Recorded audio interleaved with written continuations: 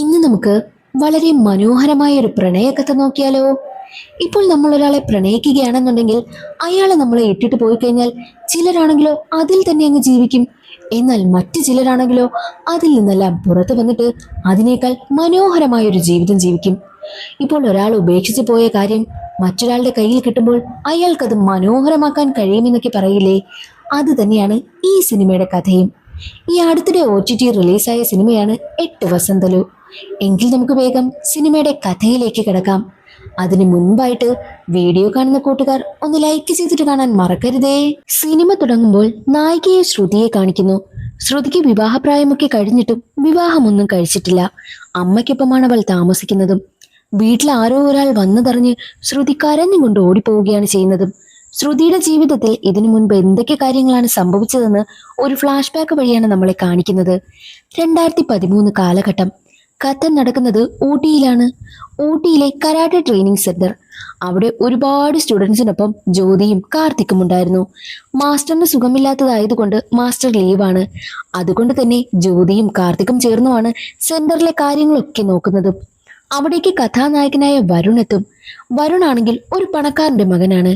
മാത്രവുമല്ല marshal ആർട്സിലൊക്കെ മിടുക്കനും. Karate ക്ലാസ്സിലെത്തിയ Varun ആണെങ്കിൽ, നിങ്ങളൊക്കെ മിടുക്കരാണെങ്കിൽ എന്നെ തോൽപ്പിച്ചാൽ ഞാൻ എന്റെ വാക്മാൻ തരാമെന്ന് പറയും. വരുണിന്റെ ആ ഒരു ബെറ്റ് കാർത്തിക് സ്വീകരിച്ചു. എന്നാൽ വരുണാണെങ്കിൽ കാർത്തിക്കിനെ തോൽപ്പിച്ചു. അത് കാണുന്ന ജ്യോതിക്കാണെങ്കിൽ വല്ലാതെ ദേഷ്യം വരും. ഞാൻ മത്സരിക്കാമെന്ന് പറയുമ്പോൾ ഒരു പെണ്ണിനോട് മത്സരിക്കാൻ എനിക്ക് താല്പര്യമില്ല. ഈ സ്ത്രീകളൊക്കെ ഇല്ലേ, ആണുങ്ങളുടെ അത്രയും സ്ട്രെങ്ത് ഒന്നും ഇല്ലാത്തവരാണ്, ബോയ്സിന് പോലും ഒന്നുമല്ലല്ലോ എന്ന് പറഞ്ഞ് സ്ത്രീകളെ മുഴുവനായിട്ട് കളിയാക്കിയിട്ടാണ് വരുൺ അവിടെ നിന്ന് പോകുവാനായി ഇറങ്ങുന്നത്. അപ്പോൾ ജ്യോതി പറയും, ഏയ് അവിടെ നിന്നേ, നാളെ ഇവിടുത്തെ ബെസ്റ്റ് സ്റ്റുഡന്റ് ആയ ശ്രുതി വരുന്നുണ്ട്, പറ്റുമെങ്കിൽ അവളെ ഒന്ന് തോൽപ്പിക്കുവാനായിട്ടും ജ്യോതി പറയും. അത് കേട്ട് ചിരിച്ചുകൊണ്ടാണ് വരുൺ അവിടെ നിന്ന് പോകുന്നതും. അടുത്ത ദിവസം ശ്രുതി ക്ലാസ്സിലേക്ക് എത്തുകയാണ്. അന്ന് ശ്രുതിയുടെ പിറന്നാളായിരുന്നു. സ്വീറ്റ്സും ഒക്കെ ആയിട്ടാണ് അവൾ എത്തുന്നത് പോലും. ശ്രുതിയോട് ജ്യോതി വരുണിനെ പറ്റി പറയുന്നു. വരുൺ സ്ത്രീകളെ അപമാനിക്കും വിധം സംസാരിച്ച കാര്യവും ജ്യോതി പറയും. അത് കേട്ട് ദേഷ്യം എന്ന ശ്രുതിയാണെങ്കിൽ ക്ലാസ്സിലെത്തി വരുണുമായി മത്സരിക്കുവാനായും തീരുമാനിക്കും. ശ്രുതി വരുണുമായിട്ട് മത്സരിക്കാൻ കയറുന്നതിന് മുൻപ് തന്നെ വരുണുമായിട്ട് മത്സരിക്കുവാനായിട്ട് ഒരാൾ അവിടേക്ക് ചെല്ലും. പക്ഷേ അവനെയും വരുൺ അടിച്ചു തോൽപ്പിച്ചു. അവന്റെ മുഖമൊന്നും കാണിക്കുന്നതേയില്ല. ആ ധൈര്യശാലിയെ വരുണിനെ ശ്രുതി തോൽപ്പിക്കുവാനായും തീരുമാനിച്ചു. അങ്ങനെ അവർ രണ്ടുപേരും തമ്മിലുള്ള മത്സരം നടക്കുകയാണ്. ഒരു ഘട്ടത്തിൽ ശ്രുതിയാണെങ്കിൽ വരുണിനെ അടിച്ചു തോൽപ്പിക്കും. ശ്രുതിക്ക് കരാട്ടെ എന്നത് അവൾക്ക് സമാധാനവും സന്തോഷവും കിട്ടാൻ വേണ്ടിയുള്ളതാണ്. എന്നാൽ മാത്രവുമല്ല, അവൾക്കതിൽ ബ്ലാക്ക് ബെൽറ്റ് വേണമെന്നാണ് ആഗ്രഹവും. കൂടാതെ ശ്രുതി ഒരു എഴുത്തുകാരി കൂടിയാണ്. ഒരാൾ നമ്മളെ വിട്ടു പോയി കഴിഞ്ഞാൽ എങ്ങനെ അതിൽ നിന്നും പുറത്തു വരും, അതിനെ പറ്റിയൊക്കെയാണ് അവൾ എഴുതുന്നതും. കാരണം ശ്രുതിയുടെ അച്ഛനാണെങ്കിൽ പട്ടാളത്തിലായിരുന്നു. അച്ഛനെ അവൾക്ക് ഒരുപാട് ഇഷ്ടമായിരുന്നു. പക്ഷെ അവൾ അധികം അച്ഛനെ കണ്ടിട്ടില്ല. ശ്രുതി അച്ഛന്റെ വരവിനായിട്ട് ഒരുപാട് കാത്തിരുന്നു. പക്ഷേ കാത്തിരുന്ന് അവൾ കണ്ടതോ അച്ഛന്റെ ഡെഡ് ബോഡിയായിരുന്നു. അച്ഛന്റെ വിയോഗത്തിൽ നിന്നും പുറത്തു വരുവാനായിട്ട് അവൾ ഒരുപാട് കഷ്ടപ്പെട്ടു. അതിനുശേഷമാണ് അവൾ ബുക്ക് എഴുതുവാനായി തുടങ്ങിയതും. 17ാമത്തെ വയസ്സിൽ ശ്രുതിയുടെ ആദ്യത്തെ ബുക്ക് പബ്ലിഷും ചെയ്തു. ആ ബുക്കാണ് ഒരാൾ നമ്മളെ വിട്ടുപോയി കഴിഞ്ഞാൽ അതിൽ നിന്നും എങ്ങനെ പുറത്തു വരും എന്നുള്ളതിനെ കുറിച്ച് അവൾ എഴുതിയതും. ശ്രുതിയുടെ ബുക്കൊക്കെ വായിച്ച് ഇംപ്രസ് ആയ വലിയ പണക്കാരനായ ഒരു ബിസിനസ്സുകാരനാണെങ്കിൽ അവളെ വിളിച്ച് അഭിനന്ദിക്കുകയും ഒക്കെ ചെയ്തു. ശ്രുതിയോട് ബുക്ക് എഴുതുന്നത് ഒരിക്കലും അവസാനിപ്പിക്കരുതെന്നും അവളുടെ കരാട്ടെ മാസ്റ്റർ പറഞ്ഞിട്ടുണ്ട്. അവൾക്ക് മാസ്റ്ററിനെ ഒരുപാട് ഇഷ്ടമാണ്. പക്ഷേ അവളുടെ മാസ്റ്റർ ആണെങ്കിലോ ക്യാൻസർ ബാധിച്ച് കിടപ്പിലുമാണ്. ഏത് നിമിഷവും എന്തും സംഭവിക്കും. മാസ്റ്റർ പറഞ്ഞതനുസരിച്ച് വീണ്ടും അവൾ ബുക്ക് എഴുതുവാനായി തീരുമാനിച്ചു. ശ്രുതി ഒരു ബുക്ക് എഴുതുകയാണെങ്കിൽ ഏകദേശം 1-2 വർഷമെടുക്കും. അവൾ ഓരോ സ്ഥലത്തും പോയി അവിടെ ഉള്ളവരുമായൊക്കെ സഹകരിച്ച് അവളുടെ മനസ്സ് ശാന്തമാക്കി വേറൊരു സ്ഥലത്തിരുന്ന് മാത്രമേ അവൾ ബുക്ക് എഴുതൂ. ബുക്ക് എഴുതുവാനായി വേറെ ഏതെങ്കിലും സ്ഥലത്തോട്ട് പോയി കഴിഞ്ഞാൽ അവൾക്ക് തോന്നുമ്പോൾ മാത്രമാണ് തിരികെ വരുന്നതും. മാത്രമല്ല, ശ്രുതിയാണെങ്കിൽ മൊബൈൽ ഫോണൊന്നും യൂസ് ചെയ്യാറുമില്ല. അതുകൊണ്ട് തന്നെ അവൾ എപ്പോൾ വരുമെന്ന് ആർക്കും അറിയത്തുമില്ല. ബുക്ക് എഴുതുവാനായിട്ട് ശ്രുതി വീണ്ടും യാത്രയായി. എന്നാൽ അതേസമയം തന്നെ ശ്രുതിയുടെ അടി കിട്ടിയ വരുണിനാണെങ്കിൽ ശ്രുതിയോട് പ്രണയം തോന്നും.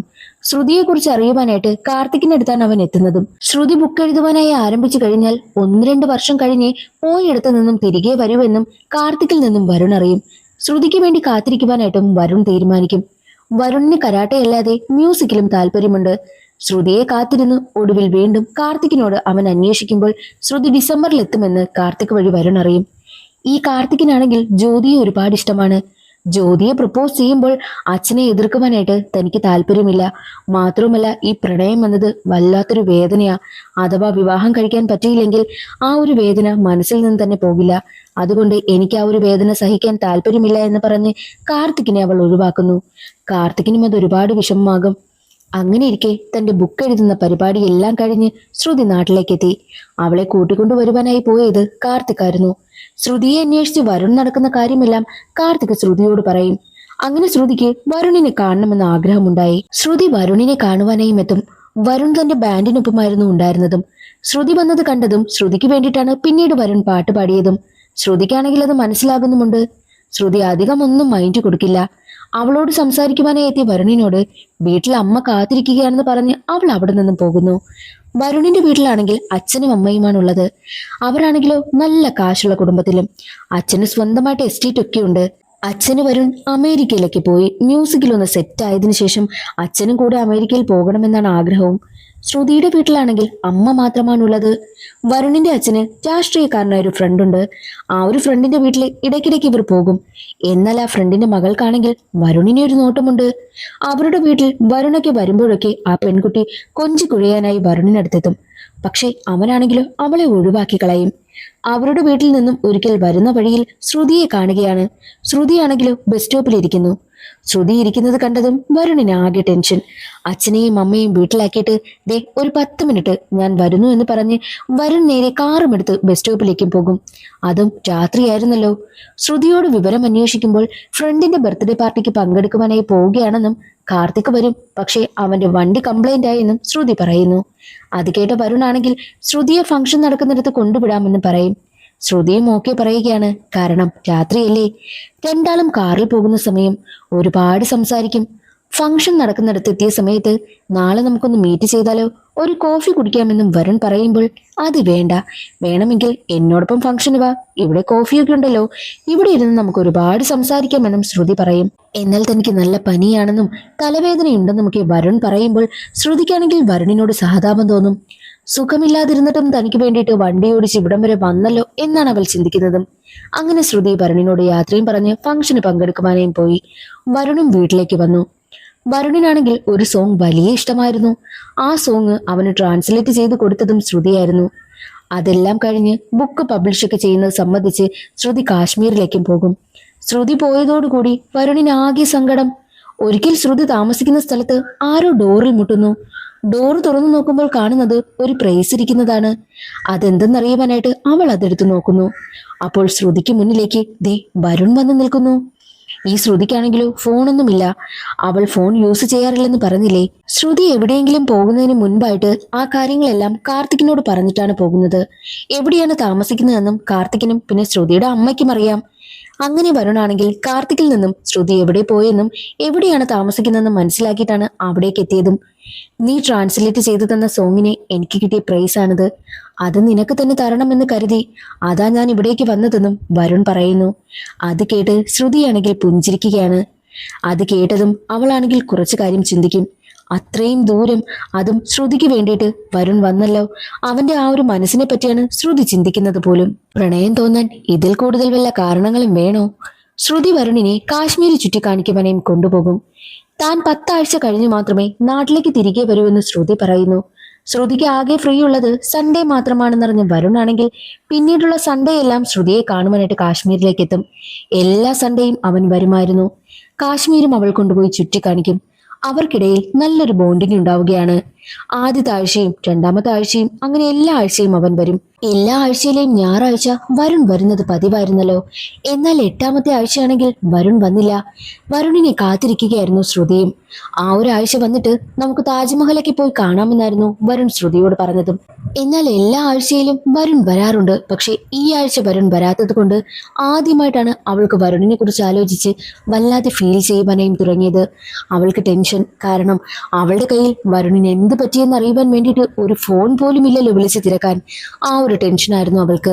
എന്നാൽ 9ാമത്തെ ആഴ്ചയിലെ സൺഡേ വരുൺ ആണെങ്കിൽ അവളെ കാണുവാനായും എത്തി.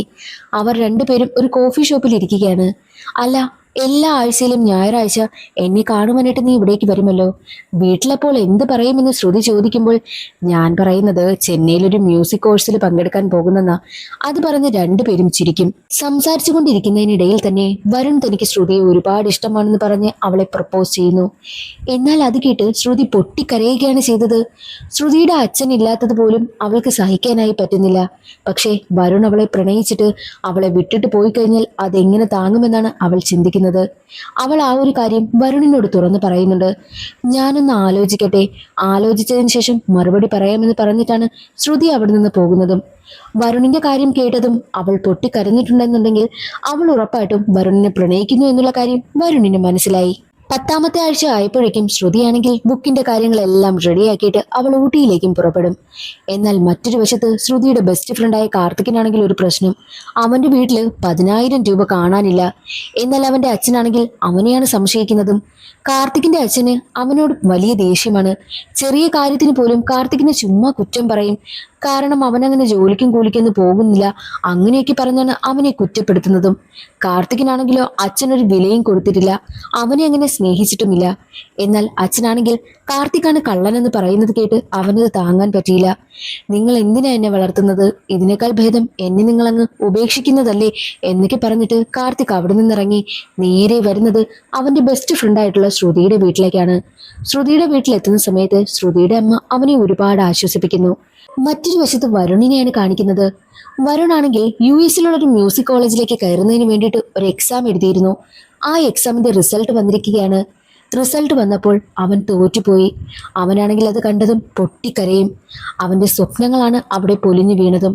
അച്ഛനോട് പറയാമെന്ന് കരുതി അവൻ ഫോൺ വിളിക്കുന്ന സമയത്ത് അച്ഛനാണെങ്കിലോ അവൻ പറയുന്ന കാര്യം കേൾക്കുന്നതിന് മുൻപ് പറയുന്നത്, മോനെ നമുക്ക് US-ൽ പോയി സെറ്റിൽ ആവണം, ബാംഗ്ലൂരുള്ള സ്ഥലങ്ങളെല്ലാം ഞാൻ വിറ്റു, ആ കാശും കൊണ്ട് നമുക്കിനി US-ൽ പോയി താമസിക്കാം, നീ അച്ഛൻ്റെ ആഗ്രഹമൊക്കെ നിറവേറ്റി തരില്ലേടാ, ഞങ്ങളെയും കൊണ്ട് US-ലേക്ക് പോകില്ലേടാ എന്നൊക്കെ അച്ഛൻ പറയുന്നത് കേട്ട് ഒന്നും മിണ്ടാതെ വരൻ പൊട്ടിക്കരയും.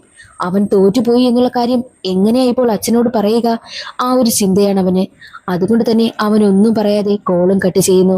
അവൻ നേരെ വരുന്നത് അച്ഛൻ്റെ ഏറ്റവും അടുത്ത കൂട്ടുകാരനായ ആ രാഷ്ട്രീയക്കാരനില്ലേ അയാളുടെ അടുത്തേക്കാണ്.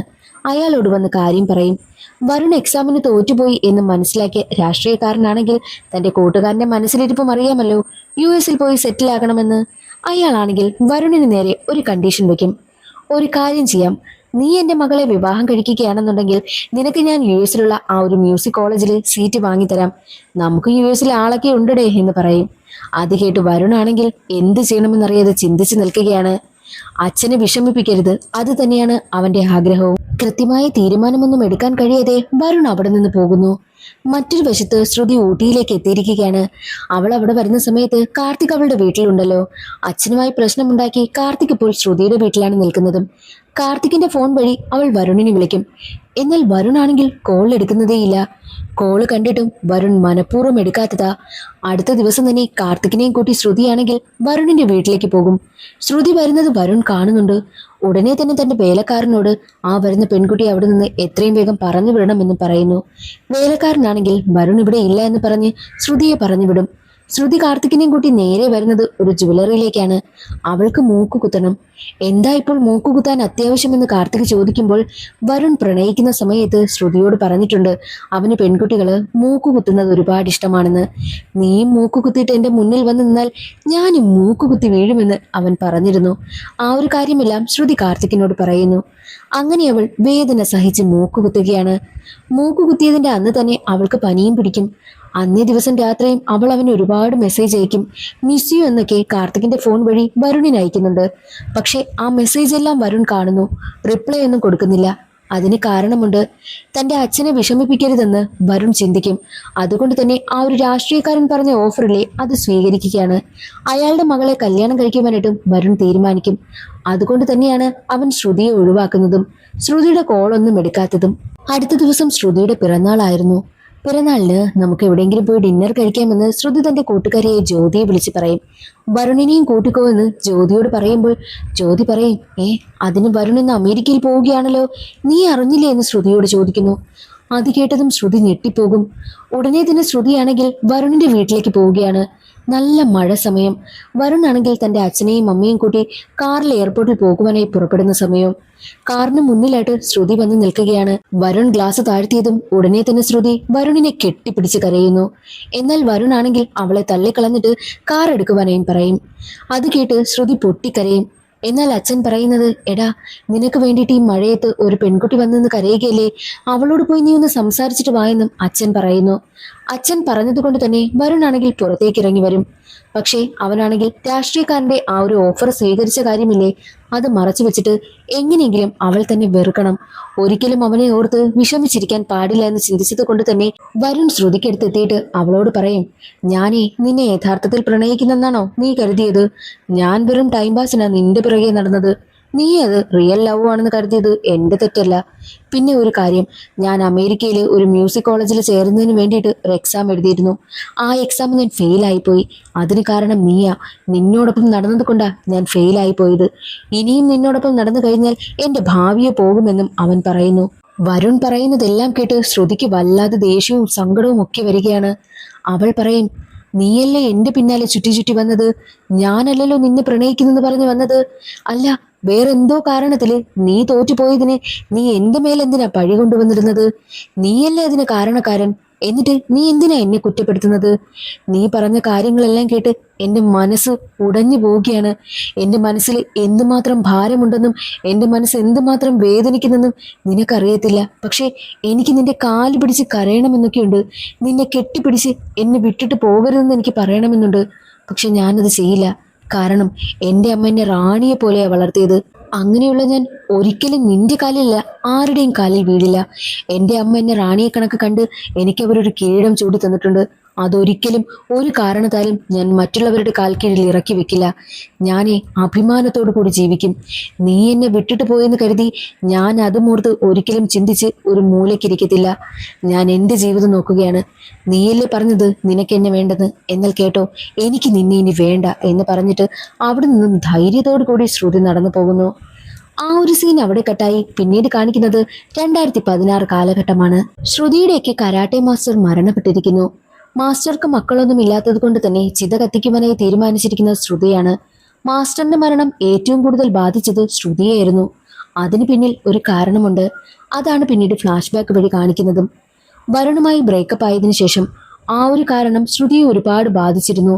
വരുണുമായി ബ്രേക്കപ്പ് ആയതിൽ പിന്നെ അവൾ എപ്പോഴും മാസ്റ്ററിനടുത്തായിരുന്നു. മാസ്റ്റർ ആണെങ്കിലോ ക്യാൻസർ ബാധിച്ച് കിടപ്പിലും. മാസ്റ്ററിന്റെ അസുഖം കൂടി കൂടി വരുന്നത് കൊണ്ട് തന്നെ എപ്പോഴും അവൾ മാസ്റ്ററിന്റെ കാര്യം നന്നായി നോക്കുമായിരുന്നു. മാസ്റ്റർക്കാണെങ്കിൽ ശ്രുതി കരാട്ടയിൽ ബ്ലാക്ക് ബെൽറ്റ് ആക്കണമെന്നാണ് ആഗ്രഹവും. ബ്രേക്കപ്പ് ആയതുകൊണ്ട് അതിൽ തന്നെ അവൾ ഇങ്ങനെ മുഴുകി കിടക്കുകയാ. അത് മനസ്സിലാക്കിയ മാസ്റ്റർ ആണെങ്കിൽ അവളോട് ഒരു വട്ടം വരയ്ക്കുവാനായി പറയും. എന്നാൽ ശ്രുതിക്കാണെങ്കിൽ നന്നായിട്ട് വട്ടം പോലും വരയ്ക്കുവാനായും പറ്റുന്നില്ല. മാസ്റ്റർ പറയുന്നത്, എന്ന് നീ കൃത്യമായിട്ട് ഈ ഒരു റൗണ്ട് വരയ്ക്കുന്നോ അന്ന് നിനക്ക് ഞാൻ ബാക്കി ട്രെയിനിങ് തരാമെന്നും മാസ്റ്റർ പറയും. അങ്ങനെ ശ്രുതിയാണെങ്കിൽ ഒരുപാട് ട്രൈ ചെയ്യും. അവൾ പൊട്ടിക്കരയുന്നുമുണ്ട്. അവളെ കൊണ്ട് കൃത്യമായിട്ടൊരു റൗണ്ട് വരയ്ക്കുവാൻ പോലും പറ്റുന്നില്ല. കാരണം അവളുടെ മനസ്സ് അത്രയ്ക്കും ബാധിച്ചിരുന്നു.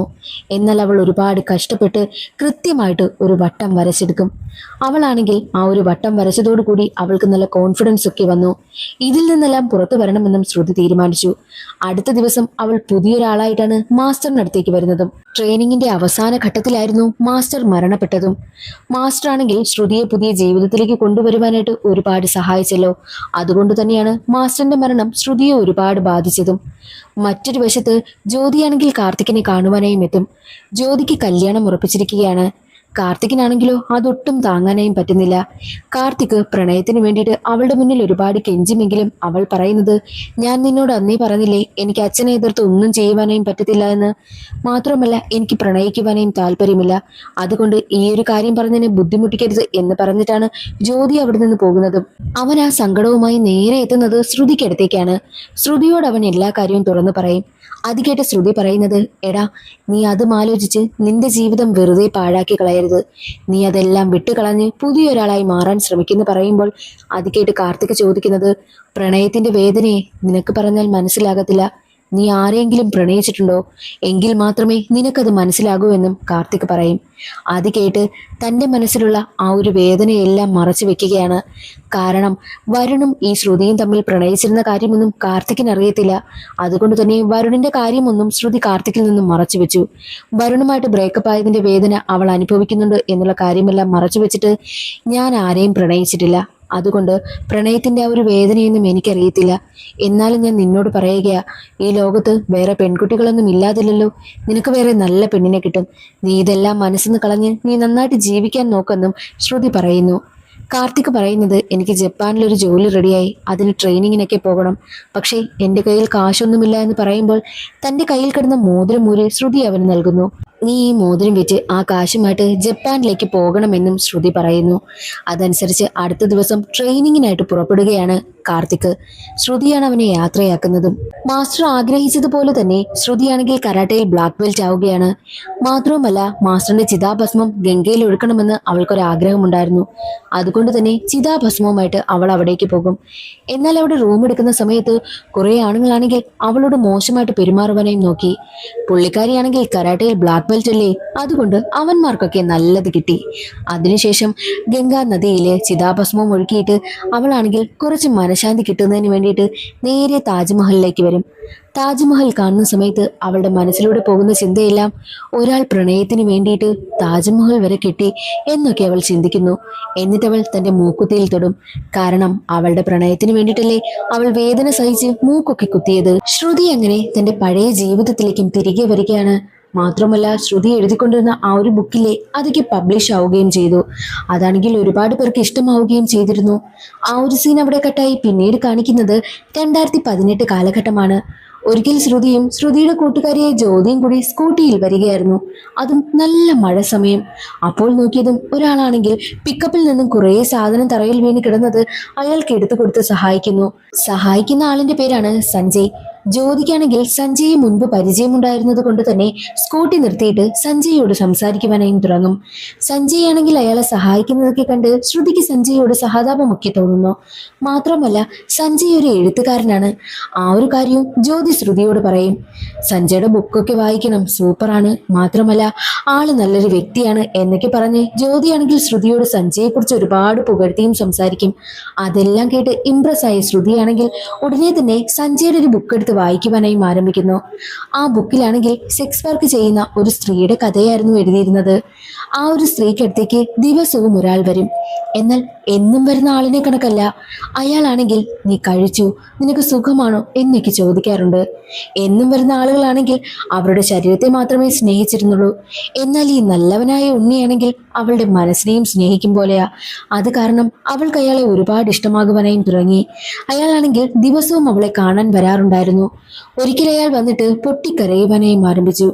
അയാളുടെ ബിസിനസ് തുടങ്ങുന്നതിന് അയാൾക്ക് കാശില്ല, കാശുണ്ടെങ്കിൽ മാത്രമേ അയാളുടെ ജീവിതം രക്ഷപ്പെടൂ എന്നൊക്കെ പറഞ്ഞാണ് അയാൾ കരയുന്നതും. അത് കണ്ട് തന്റെ കാമുകൻ കരയുന്നത് കണ്ട് സഹിക്കാനാകാതെ ഒരു പെൺകുട്ടിയാണെങ്കിൽ തന്റെ കൈവശം ഇത്രയും നാൾ സമ്പാദിച്ചു വെച്ചിരുന്ന കാശെല്ലാം എടുത്ത് അവന് കൊടുക്കുന്നു.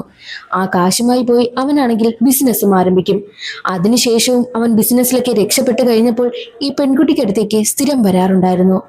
അവൾക്കാണെങ്കിൽ അവനോട് മുടിഞ്ഞ പ്രണയമാണല്ലോ, അതുകൊണ്ട് തന്നെ നമുക്ക് വിവാഹം കഴിക്കാമെന്ന് ആ പെൺകുട്ടി പറയുമ്പോൾ അവൻ പറയുന്നത്, നിന്നെ വിവാഹം കഴിക്കാനോ?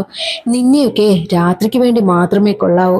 നിന്നെയൊക്കെ ഞാൻ വിവാഹം കഴിക്കാൻ പോകുന്നു എന്നൊക്കെ ചോദിച്ച് അവളെ അപമാനിക്കും വിധം സംസാരിക്കും. എന്നാൽ അവളാണെങ്കിലോ അവനെ അവിടെ നിന്ന് ഇറക്കി വിടുകയാണ് ചെയ്യുന്നതും. അതിനുശേഷം അവൾ അഭിമാനത്തോടെ ജീവിക്കുകയാണ്. കാരണം അവളുടെ കൂടെ നടന്നിട്ട് അവളുടെ കാശല്ലേ അവൻ പറ്റിച്ചു കൊണ്ടുപോയത് എന്നും പറഞ്ഞ് അവളാണെങ്കിൽ ജീവിതം അവിടെ ഉപേക്ഷിക്കുകയൊന്നുമല്ല ചെയ്തത്. അവൾ അവനെ അവിടെ നിന്നും ഇറക്കി വിട്ടതിന് ശേഷം ഇനി ഒരിക്കൽ പോലും അവളുടെ അടുത്തേക്ക് വരരുതെന്ന് വിലക്കിയിട്ടാണ് അവനെ പറഞ്ഞു വിട്ടത്. ആ ഒരു കാര്യമെല്ലാം ആ ഒരു ബുക്കിൽ എഴുതിയിരുന്നു. മാത്രമല്ല, സ്ത്രീകളെ കുറിച്ച് കുറേ കാര്യങ്ങൾ അതിൽ എഴുതിയിട്ടുണ്ട്. സ്ത്രീകളാണെങ്കിൽ ആരെങ്കിലും അവരെ ചതിച്ചു കഴിഞ്ഞാൽ അതോർത്ത് ജീവിതമൊന്നും പാഴിക്കളയുകയല്ല ചെയ്യേണ്ടത്. അഭിമാനത്തോടു കൂടി ജീവിക്കണം, അവർക്ക് ജീവിതം വീണ്ടും മുന്നോട്ടുണ്ട് എന്നുള്ള സന്ദേശമായിരുന്നു സഞ്ജയുടെ ആ ബുക്കിലുണ്ടായിരുന്നത്. ബുക്ക് വായിച്ചതും ശ്രുതിക്കത് ഒരുപാട് ഇഷ്ടമായി. അടുത്ത ദിവസം തന്നെ സഞ്ജയെ കാണുവാനായും എത്തും. എന്നിട്ട് സഞ്ജയോട്, ഇതിലെഴുതിയിരിക്കുന്ന കഥ കൊള്ളാമല്ലോ, ഇത് ആരുടെയെങ്കിലും റിയൽ ലൈഫ് സ്റ്റോറിയാണോ? നിങ്ങളത് പോയി മനസ്സിലാക്കിയിട്ടാണോ എഴുതിയിരിക്കുന്നത് എന്നൊക്കെ ചോദിക്കുമ്പോൾ ഞാനൊരിക്കൽ ട്രെയിനിൽ വന്നപ്പോൾ ഒരു പെൺകുട്ടിയെ കണ്ടു. അവളുടെ സഹോദരിക്ക് നടന്ന സംഭവമായത്. പക്ഷേ ആ സംഭവമൊക്കെ നടന്ന് കുറേ നാളുകൾക്ക് ശേഷം അവളുടെ സഹോദരി എങ്ങനെയോ മരണപ്പെട്ടു പോയി എന്നുള്ള കാര്യവും സഞ്ജയ് പറയുന്നു. ഇതെല്ലാം കേട്ട് അവർ രണ്ടുപേരും കഥകളെക്കുറിച്ചും നോവലിനെ കുറിച്ചും പിന്നെ അവൾ എഴുതിയ ബുക്കിനെ പറ്റിയും ഒക്കെ സംസാരിക്കുവാനായും തുടങ്ങി. പിന്നീടുള്ള ദിവസങ്ങളിലെല്ലാം ഇവർ പരസ്പരം കാണുവാനും സംസാരിക്കുവാനും ഒക്കെ തുടങ്ങി. സഞ്ജയുടെ ക്യാരക്ടർ ആണെങ്കിൽ ശ്രുതിക്ക് ഒരുപാട് ഇഷ്ടമായി. ഒരിക്കൽ ജ്യോതിയാണെങ്കിൽ രണ്ടുപേരെയും കാണും. ആഹാ, കൊള്ളാമല്ലോ, നിങ്ങൾ രണ്ടുപേരും പ്രണയത്തിലാണല്ലേ, പക്ഷേ എന്നെ എന്താ അറിയിക്കാത്തത്?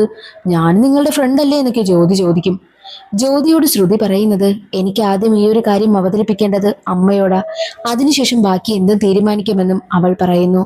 അങ്ങനെ അവൾ തനിക്ക് സഞ്ജയ് ഇഷ്ടമാണ് എന്നുള്ള കാര്യം പറയുവാനായി തീരുമാനിച്ച് അമ്മയുടെ അടുത്തേക്ക് ചെല്ലുന്ന സമയത്തായിരുന്നു അമ്മ വീട്ടിൽ ബോധം കെട്ട് കിടക്കുന്നത്. അമ്മയ്ക്ക് അറ്റാക്ക് വന്നിരിക്കുകയാണ്. അവൾ അമ്മയെ എത്രയും വേഗം ഹോസ്പിറ്റലിലും എത്തിക്കും. ഡോക്ടർ പറയുന്നത് അമ്മയുടെ മനസ്സിനെ വിഷമിപ്പിക്കുന്ന രീതിയിൽ ഒരു കാര്യങ്ങളും ഉണ്ടാകരുത്. കുറച്ചു നാളെങ്കിലും അമ്മയെ സൂക്ഷിക്കണം. ഒരു വർഷമെങ്കിലും അമ്മയ്ക്ക് വേണ്ട കെയർ കൊടുക്കണമെന്നും ശ്രുതിയോട് ഡോക്ടർ പറയുന്നു. അങ്ങനെ ശ്രുതി അമ്മയെ നേരെ വീട്ടിലേക്ക് കൊണ്ടുവരികയാണ്. പിന്നീടുള്ള ദിവസങ്ങളിലെല്ലാം അമ്മയുടെ കാര്യം നോക്കി അവൾ അമ്മയോടൊപ്പം തന്നെ കൂടുന്നു.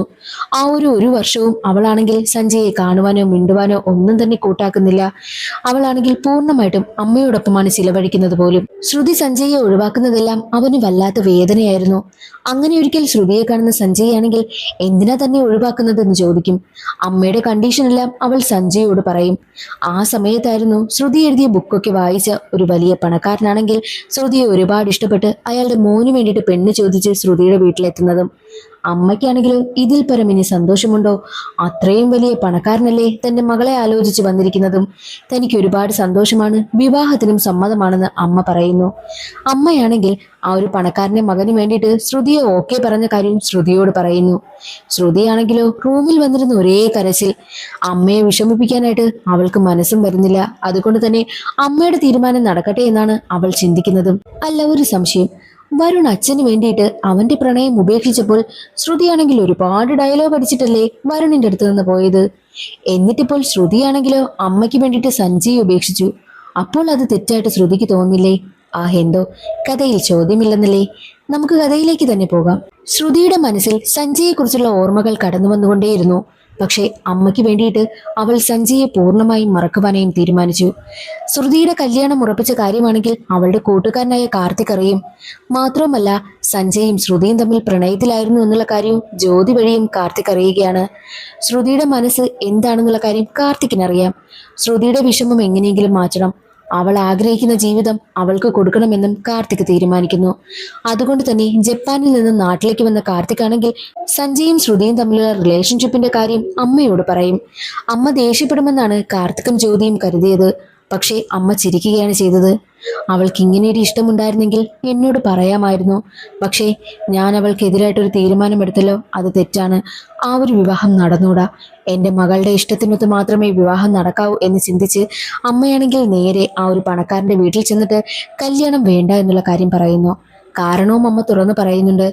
അതിനുശേഷം അമ്മ നേരെ വരുന്നത് സഞ്ജയുടെ വീട്ടിലേക്കാണ്. സഞ്ജയുടെ അടുത്തെത്തിയ അമ്മയാണെങ്കിൽ ശ്രുതിക്ക് നിന്നെ ഒരുപാട് ഇഷ്ടമാണെന്നും നിങ്ങളുടെ രണ്ടുപേരുടെയും വിവാഹത്തിന് എനിക്ക് സമ്മതമാണെന്നും പറയുന്നു. അത് കേട്ട് സഞ്ജയ്ക്കും ഒരുപാട് സന്തോഷമാകും.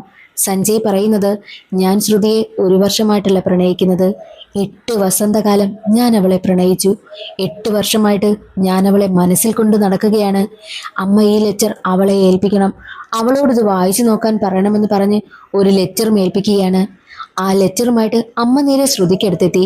സഞ്ജയ് എഴുതിയ ലെറ്റർ ശ്രുതിയെ ഏൽപ്പിച്ച അമ്മ പറയുന്നുണ്ട്, നീ ഈ ലെറ്റർ വായിച്ചു നോക്ക്. അപ്പോൾ നിനക്ക് വേണ്ടി ഞാൻ കണ്ടെത്തിയ പയ്യൻ ആരാണെന്ന് നിനക്ക് മനസ്സിലാകുമെന്നും അമ്മ ചിരിച്ചുകൊണ്ട് പറയുന്നു. ആ ലെറ്ററുമായിട്ട് ശ്രുതി നേരെ തന്റെ റൂമിലേക്ക് പോകും. എന്നിട്ട് ആ ഒരു ലെറ്റർ അവൾ തുറന്നു വായിക്കുകയാണ്. അവൾ അടുത്തിരുന്ന് സഞ്ജയ് വായിക്കും പോലെയാണ് അവൾക്ക് തോന്നുന്നതും. ഇത് സഞ്ജയ് എഴുതുന്ന ലെറ്റർ എന്ന് പറഞ്ഞാണ് തുടങ്ങുന്നതും. ശ്രുതിയെ ഞെട്ടിപ്പിക്കുന്ന കുറെ കാര്യങ്ങളായിരുന്നു ആ ഒരു ലെറ്ററിനകത്ത് ഉണ്ടായിരുന്നതും. സഞ്ജയ് പറയുന്നത്, ഞാൻ നിന്നെ ആദ്യമായിട്ട് കണ്ടത് ആ ഒരു മഴക്കാലത്തല്ല, അതിനു മുൻപേ ഞാൻ നിന്നെ കണ്ടു എന്ന് അവൻ അതിൽ എഴുതിയിരുന്നു. അതെല്ലാം വായിച്ച് ഞെട്ടിയിരിക്കുകയായിരുന്നു ശ്രുതി. സഞ്ജയ് ആദ്യമായിട്ട് അവളെ കണ്ടത് കരാട്ടെ ക്ലാസ്സിൽ വെച്ചാണ്. എങ്ങനെയെന്നാൽ ആദ്യമായിട്ട് ശ്രുതി വരുണുമായിട്ട് മത്സരിക്കാനായിട്ട് വരുമ്പോൾ ഒരു പയ്യനാണെങ്കിൽ വരുണിനെ അടിക്കാനായി പോയി അവനെ അടിച്ച് വരുൺ തറയിലിട്ടില്ലേ, ആ ഒരു പയ്യനെ എഴുന്നേൽപ്പിച്ചത് ശ്രുതിയായിരുന്നു. അവന്റെ പേര് പറഞ്ഞില്ല എന്നൊക്കെ ഞാൻ സിനിമയുടെ തുടക്കത്തിൽ പറഞ്ഞില്ലേ, ആ പയ്യൻ മറ്റാരുമല്ല സഞ്ജയ് ആയിരുന്നു. സഞ്ജയെ പിടിച്ച് എഴുന്നേൽപ്പിച്ചത് ശ്രുതിയും. സഞ്ജയ് പറയുന്നുണ്ട്, നീ അന്ന് എന്നെ പിടിച്ച് എഴുന്നേൽപ്പിച്ചപ്പോൾ എൻ്റെ കണ്ണിൽ നീ ഒരു ദേവതയായി എനിക്ക് തോന്നി. എന്നെ അടിച്ച് അവനിട്ട് നീ അടിക്കുന്ന സമയത്ത് എനിക്ക് വേണ്ടിയിട്ടാ നീ അവനെ അടിച്ചതായിട്ടാ എനിക്ക് തോന്നിയത്. അന്ന് മുതൽ നീ എൻ്റെ മനസ്സിൽ ഒരു ദേവത തന്നെയാ. എനിക്ക് നിന്നോട് പ്രണയം തോന്നി. അന്നു മുതൽ ഞാൻ നിന്നെ ഓരോ സമയത്തും ഫോളോ ചെയ്യുമായിരുന്നു. എൻ്റെ പേര് യഥാർത്ഥത്തിൽ സഞ്ജയ് അല്ല, ജയ് എന്നാണ്. ഞാനാണെങ്കിൽ ഒരു അനാഥനായതുകൊണ്ട് തന്നെ കുട്ടിക്കാലത്ത് ഒരുപാട് ജോലികൾ ചെയ്യേണ്ടി വന്നു. ഓർഫനേജിലൊക്കെയാണ് വളർന്നത്. പക്ഷേ എനിക്ക് പഠിക്കണമെന്നൊക്കെ ഒരുപാട് ആഗ്രഹമാണ്. കഥകൾ എഴുതുന്നതിനോടും ഒരുപാട് താല്പര്യവും. പഠിക്കാനായി തീരുമാനിച്ച സ്കൂളിൽ ചെന്നപ്പോഴോ ടീച്ചർ പഠിപ്പിക്കുന്നതൊന്നും എനിക്ക് മനസ്സിലാകുന്നതേയില്ല. എങ്ങനെയെങ്കിലും പഠിക്കണമെന്ന ആഗ്രഹവും എനിക്കുണ്ട്. ആ സമയത്തായിരുന്നു സ്കൂളിലേക്ക് സന്ധ്യ എന്നൊരു ചേച്ചി വന്നത്. ആ ചേച്ചി എന്നെ നന്നായിട്ട് പഠിപ്പിക്കും. സ്വന്തം മനുഷ്യനെ പോലെയാ എൻ്റെ കാര്യങ്ങളൊക്കെ ചേച്ചി നോക്കുന്നതും. ചേച്ചിയായിരുന്നു എനിക്ക് ഏറ്റവും വലിയ കൂട്ടും. എനിക്ക് ബ്രൂസ്ലിയുടെ സിനിമകളൊക്കെ ഒരുപാട് ഇഷ്ടമാണ്. അങ്ങനെ ആ സിനിമകളൊക്കെ കണ്ടപ്പോഴാണ് കരാട്ടെ പഠിക്കണമെന്ന ആഗ്രഹമുണ്ടായതും ഞാൻ കരാട്ടെ പഠിക്കുവാനായി എത്തിയതും. അവിടെ വെച്ച ഞാൻ ആദ്യമായി നിന്നെ കണ്ടത്. അന്നു മുതൽ നീ എൻ്റെ മനസ്സിൽ കയറിക്കൂടിയതാ. എൻ്റെ പ്രണയം അന്നു മുതൽ ആരംഭിച്ചു. പിന്നീടുള്ള ദിവസങ്ങളിലെല്ലാം ഞാൻ നിന്നെ ഫോളോ ചെയ്യുമായിരുന്നു. ഒരിക്കൽ ഞങ്ങളുടെ ഓർഫണേജ് ഇവിടെ നിന്ന് ഷിഫ്റ്റ് ചെയ്ത് കന്യാകുമാരിയിലേക്ക് കൊണ്ടുപോകുവാനായും തീരുമാനിച്ചു. അവിടെ പോകുന്നതിന്റെ തലേ ദിവസം ഞാൻ നിന്നെ കാണുവാനായിട്ട് രാത്രി വന്നു. അപ്പോൾ നീയാണെങ്കിൽ ബസ് സ്റ്റോപ്പിൽ ഇരിക്കുന്നുണ്ടായിരുന്നു. നിന്നോട് യാത്ര പറയുവാനായിട്ടും എൻ്റെ മനസ്സിലുള്ള പ്രണയം പറയുവാനായിട്ടും തീരുമാനിച്ച് ഞാൻ നിന്റെ അടുത്തേക്ക് വരുവാനായി നോക്കിയ സമയം തന്നെ വരുൺ കാറുമായി വന്നതും നീ ആ കാറിൽ കയറി പോയതും. പിന്നീട് എനിക്ക് നിന്നോട് എന്ത് പറയണമെന്നറിയില്ലായിരുന്നു. ഞാൻ അവിടെ നിന്ന് തിരികെ പോയി. കന്യാകുമാരിയിൽ വന്ന് അവിടെ വെച്ച് ഏകദേശം പഠിച്ച് ഞാൻ വലുതായി. ഞാൻ ഒരുപാട് ജോലികൾ ചെയ്തു. ഞാൻ ചെയ്യാത്ത ജോലികളൊന്നുമില്ല. എല്ലാ പണിയും ചെയ്യും. എത്ര ദൂരേക്ക് പോയാലും നിന്നെ മറക്കുവാനായിട്ട് എനിക്ക് കഴിയുന്നുണ്ടായിരുന്നില്ല. നിന്നെ കാണണമെന്ന് തീരുമാനിച്ച് ഞാനൊരിക്കൽ ഊട്ടിയിലേക്ക് വന്നു. പക്ഷേ അന്ന് കണ്ട കാഴ്ച, നല്ല മഴ സമയത്ത് നീ ആ മഴയത്ത് നനഞ്ഞുകൊണ്ട് വരുണിനെ കെട്ടിപ്പിടിച്ച് കരയുന്നതാ. അന്ന് എനിക്ക് മനസ്സിലായി നിങ്ങൾ തമ്മിൽ ബ്രേക്കപ്പ് ആണെന്ന്. വരുൺ കാറിൽ പോകുന്ന സമയത്ത് നിന്റെ ഒരു ബുക്ക് കുപ്പത്തൊട്ടിയിലേക്ക് വലിച്ചെറിഞ്ഞു. ആ ഒരു ബുക്ക് എൻ്റെ കയ്യിൽ കിട്ടി. അതിൽ നിന്നും എനിക്ക് മനസ്സിലായി നീ ഒരു എഴുത്തുകാരിയാണെന്ന്. നിന്റെ ലെവലിലേക്ക് എത്തണമെങ്കിൽ ഞാനും കുറച്ചുകൂടി പരിശ്രമിക്കണം. എന്നിട്ട് മാത്രമേ നിന്റെ കൺമുന്നിൽ വരൂ എന്ന് ഞാൻ തീരുമാനിച്ചു. അതിനു വേണ്ടിയിട്ട് ഞാൻ ഒരുപാട് പരിശ്രമിച്ചു. ഞാൻ ഒരുപാട് വർക്ക് ചെയ്തു. ഞാനാണെങ്കിൽ താജ്മഹലിൽ ടൂറിസ്റ്റ് ഗൈഡായി വരെ നിന്നു. അങ്ങനെ കാലങ്ങൾ മുന്നോട്ട് പോകുന്ന സമയത്തായിരുന്നു ഒരിക്കൽ താജ്മഹലിൽ വെച്ച് നിന്നെ ഞാൻ കണ്ടത്. നിന്നെ താജ്മഹലിൽ വെച്ച് കണ്ടത് ഡെസ്റ്റിനിയാണെന്ന് ഞാൻ കരുതി സന്തോഷിച്ചു. നിന്നോട് മിണ്ടുവാനായി വരുന്ന സമയം തന്നെ നീ താജ്മഹൽ കണ്ട് മതിമറന്ന് നിൽക്കുകയാണെന്നും എനിക്ക് മനസ്സിലായി. ഞാൻ ചിന്തിച്ചു, നീ ഒരു എഴുത്തുകാരിയാണ്. അപ്പോൾ നിന്റെ ലെവലിലേക്ക് ഞാൻ എത്തണമെന്നും ഞാൻ ചിന്തിച്ചു. അങ്ങനെയാണ് ഞാനൊരു എഴുത്തുകാരനാകാൻ തീരുമാനിച്ചതും. നീ വായിച്ച ആ ഒരു ബുക്കില്ലേ, അങ്ങനെ ഞാൻ എഴുതിയതാ. മാത്രമല്ല എൻ്റെ പേര് സഞ്ജയ് എന്നല്ലല്ലോ. എന്നെ വളർത്തിയ ആ ചേച്ചിയില്ലേ സന്ധ്യ, അവരൊരിക്കൽ ആക്സിഡൻ്റായി മരണപ്പെട്ടു പോയി. അതെനിക്ക് ഒരിക്കലും താങ്ങാൻ പറ്റിയില്ല. എൻ്റെ ജീവിതത്തിൽ എന്തൊക്കെ കാര്യങ്ങൾ ഞാൻ നേടിയിട്ടുണ്ടോ അതിനെല്ലാത്തിനും കാരണം ആ ചേച്ചിയാണ്. അതുകൊണ്ട് തന്നെ ജയ് എന്ന പേരിനൊപ്പം സന്ധ്യയുടെ സന്നും ചേർത്ത് സഞ്ജയ് എന്ന് ഞാൻ പേര് സ്വീകരിച്ചതും എന്നുള്ള കാര്യങ്ങളൊക്കെയായിരുന്നു സഞ്ജയ് ആ ലെറ്ററിൽ എഴുതിയിരുന്നത്. നിന്നെ ഞാൻ നീണ്ട 8 വർഷം പ്രണയിച്ചു. 8 വസന്തകാലവും നിന്നോടൊപ്പം ഞാൻ ഉണ്ടായിരുന്നു എന്നുള്ള കാര്യം സഞ്ജയ് ആ ലെറ്ററിൽ എഴുതി ചേർത്തിട്ടുണ്ട്. അതെല്ലാം വായിച്ച് പൊട്ടിക്കരയുകയായിരുന്നു ശ്രുതി.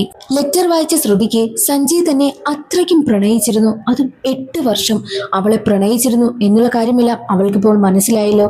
അതുകൊണ്ട് തന്നെ അവൾക്ക് സഞ്ജയെ ഓർത്ത് ഒരുപാട് സങ്കടം വരും. ആ സമയത്തായിരുന്നു സഞ്ജയ് ആണെങ്കിൽ ശ്രുതിയുടെ വീട്ടിലേക്ക് വന്നതും. സഞ്ജയ് വന്ന് തറഞ്ഞ് ശ്രുതി കരഞ്ഞുകൊണ്ട് ഓടി ചെല്ലുകയാണ്. ആ സീനാണ് സിനിമയുടെ തുടക്കത്തിൽ കാണിച്ചതും. സഞ്ജയെ ഓടിച്ചെന്നവൾ കെട്ടിപ്പിടിക്കുന്നു. എന്നിട്ട് അമ്മയോട് പറയുന്നുണ്ട്, അമ്മേ ഇതാണ് എൻ്റെ പയ്യനെന്ന് എന്ന് പറഞ്ഞവൾ കെട്ടിപ്പിടിച്ച് കരയുകയാണ്. പിന്നീട് സഞ്ജയും ശ്രുതിയും വിവാഹം കഴിച്ച് സന്തോഷമായി ജീവിക്കുന്നത് കാണിച്ചുകൊണ്ടാണ് സിനിമയുടെ കഥ അവസാനിക്കുന്നതും. ഈ സിനിമയിൽ നിന്നും നമ്മളെ ഒരാളെ വിട്ടിട്ട് പോയി കഴിഞ്ഞാലും അതോർത്തൊരിക്കലും നമ്മൾ ജീവിക്കേണ്ട കാര്യമില്ല. നമുക്ക് വേണ്ടിയിട്ട് നമ്മളെ സ്നേഹിക്കുന്ന ഒരാൾ ഉറപ്പായിട്ടും വരും എന്നൊരു സന്ദേശമല്ലേ നൽകുന്നത്. ഇന്നത്തെ ഈ ഒരു വീഡിയോ എല്ലാവർക്കും ഇഷ്ടമായെന്ന് കരുതുന്നു. ഇഷ്ടമായാൽ ഒന്ന് ലൈക്ക് ചെയ്ത് സപ്പോർട്ട് ചെയ്യാനും ചാനൽ ഇഷ്ടമായാൽ സബ്സ്ക്രൈബ് ചെയ്യാനും മറക്കരുതേ. അടുത്തൊരു സിനിമയുടെ കഥയിൽ കാണാം. അതുവരെ എല്ലാവർക്കും ബൈ.